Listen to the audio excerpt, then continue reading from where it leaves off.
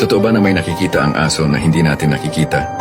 Kapag ang aso ay umuungol sa hating gabi, lalo na kung mukhang wala naman itong kinauungulan o kinagagalitan, isa ito sa mga pinakalumang pamahiin sa Pilipinas na nagdudulot ng takot at pangamba. Ang pangunahing paliwanag dito ay may kaugnayan sa mga nilalang na hindi nakikita ng ordinaryong mata.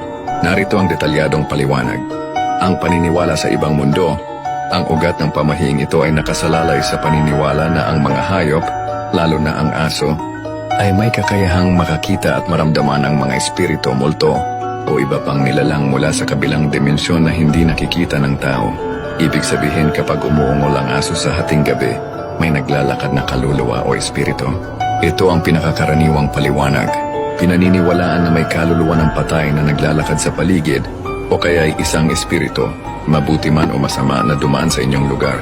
Ang pag-ungol ng aso ay paraan nila ng pagbabala o pagpapahayag ng kanilang nararamdaman sa presensya ng mga ito.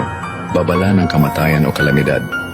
Sa mas matinding interpretasyon, ang pag-ungol ng aso sa gabi ay itinuturing na senyales ng nalalapit na kamatayan ng isang tao sa inyong komunidad o maging isang miyembro ng pamilya. Maaari rin itong babala ng isang darating na kalamidad o masamang pangyayari. Para bang nararamdaman na ng aso ang dark energy o malas na papalapit. Mayroon naman nagsasabi na aswang o masamang nilalang.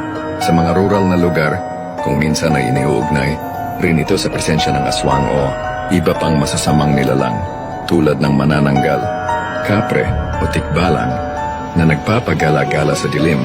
Ang aso ay umiingay upang ipaiwatig na may kakaiba at potensyal na mapanganib na nilalang sa labas. Bakit hating gabi?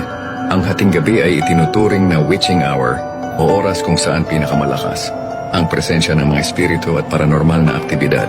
Ito ay dahil tahimik ang paligid at mas madali umanong maglakbay ang mga nilalang na ito.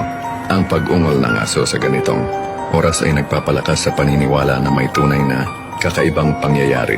Paano tumugon sa pamahing ito? Kung naniniwala ka sa pamahing ito, ang karaniwang tugon ay magdasal o gumawa ng mga ritual upang itaboy ang masamang malas tulad ng pagbabasbas ng bahay, pagsisindi ng kandila, pagdarasal ng orasyon. Bagaman walang siyentipikong basehan ang pamahing ito, malalim ang pagkakaugat nito sa kultura ng Pilipinas. Para sa marami, mas mainam na mag-ingat kaysa magsisi. Gusto mo ba ng mga ganitong kwento? Halika at magsubaybay at sa mga susunod na kwentong kababalaghan.